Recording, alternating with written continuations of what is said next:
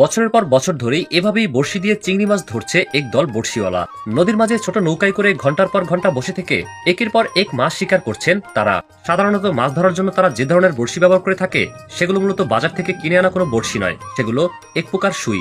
আর সেই সুইগুলোকেই হাত দিয়ে বেঁকিয়ে বড়শির আকৃতি করা হয়ে থাকে, যেগুলোতে টোপ হিসাবে ব্যবহার করা হয়ে থাকে কেঁচো। যদিও অন্যরা ভিন্ন কিছু ব্যবহার করতে পারে, বাট আমি যাদের সাথে এসেছি তারা কেঁচো দিয়েই মূলত এই মাছ ধরে। বড়শি ফেলার পরে এবার খেয়াল রাখতে হবে কখন বড়শিতে মাছ বাজে। সেজন্য একের পর এক বড়শি টান দিয়ে দেখছেন মাছ বেজেছে কিনা। প্রথম দিকে প্রায় আধা ঘন্টা বসে থাকার পর তিনি একটি মাছ পেয়েছেন, আর যখন এই মাছটি পেয়েছেন বেশ খুশিও হয়েছেন। আর এই চিংড়ি মাছটার কি নাম যারা জানেন তারা অবশ্যই কমেন্টে জানিয়ে দিবেন। বড়শি দিয়ে মাছ ধরারও একটি জোবা রয়েছে, যদিও বর্তমানে সেই জোবা চলছে না, তাই একটু মাছ কম পাওয়া যাচ্ছে। এছাড়াও তাদের থেকে শুনেছি যদি আকাশে মেঘ থাকে তাহলে বড়শিতে মাছ খুবই কম বাজে, আর আজ আকাশে মেঘ ছিল। মেঘ থাকলে মাছ কম থাকে। হ্যাঁ, ও আচ্ছা আচ্ছা, আমরা আজকে মেঘের দিনই আছি।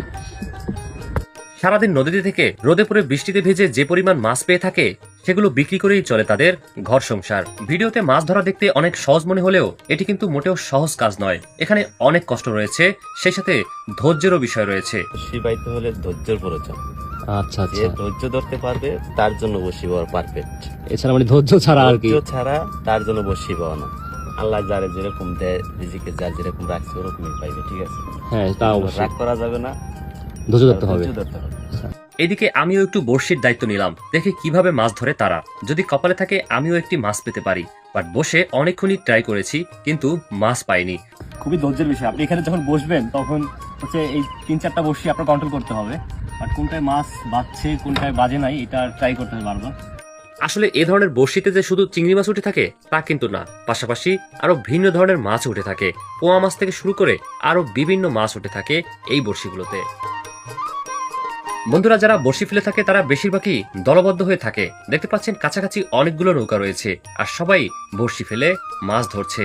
আর আজকে তাদের সাথে নদীতে এসে এই মাছ ধরার পদ্ধতি দেখতে পেরে আমার কাছেও বেশ ভালো লেগেছে। এই যে এখন এখানে বড়শিটা যাচ্ছে না, হ্যাঁ হ্যাঁ, এইখানে এই জায়গায় মুখ না। বন্ধুরা, মাছ ধরা শেষে এবার আমার বিদায় নেওয়ার পালা। দীর্ঘ 4 ঘন্টা পর এবার ঘাটে ফিরবো।